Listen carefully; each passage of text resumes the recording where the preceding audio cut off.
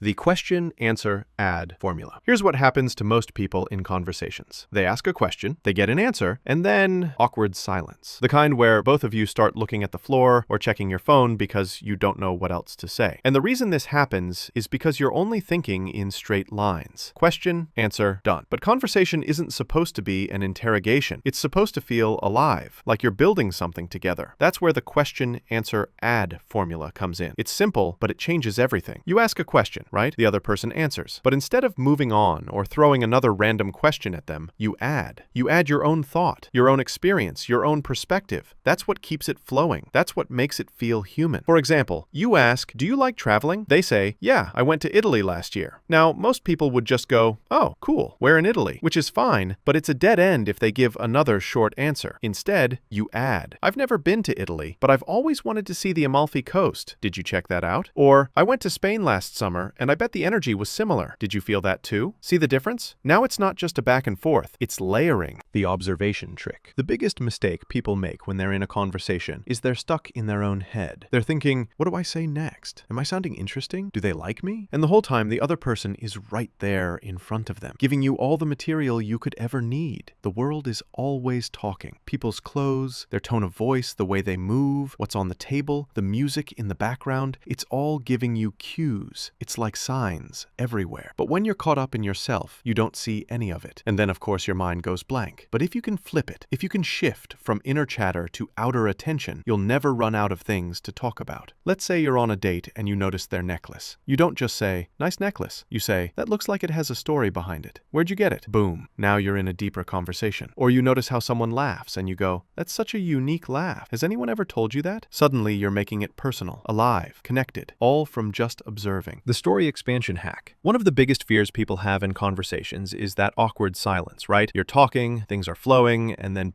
bam, it's like your brain just empties out. You start thinking, what do I say next? Did I run out of material? And the more you panic about it, the more blank your mind feels. The story expansion hack is simple, but it's powerful. It means that whenever someone tells you something, a story, an experience, even a small detail, you expand it outward in different directions. You don't just respond with, "Oh, cool," or "That's nice." You pick it apart. You take one element and you dig deeper. So let's say someone tells you, "I just got back from Italy." Most people stop at, "Oh, wow, how was it?" And then the conversation dies after a couple of shallow exchanges. But if you're using story expansion, you break it into pieces. Italy, that's travel. You can ask what cities they went to, how the culture was, what the food was like. Food, that takes you to cuisine, cooking, restaurants, maybe even funny stories about meals gone wrong. Travel, that opens up experiences at airports, languages, people they met. Suddenly, from one little story, you've got 10 new threads. Play the why game when somebody says something, anything. There's always a reason behind it. They like a certain movie. They prefer working late at night. They hate pineapple on pizza. Whatever it is, there's a story underneath. And if you get curious and you just ask why, suddenly you're peeling back layers. It's not interrogation, it's exploration. It's you saying, "I want to understand how you work." And people love that. People love to explain themselves when they feel someone's genuinely interested. Let's take an example. They say, "Oh, I love hiking." Most people would stop there, nod, maybe say, "Yeah, me too." End of story. But you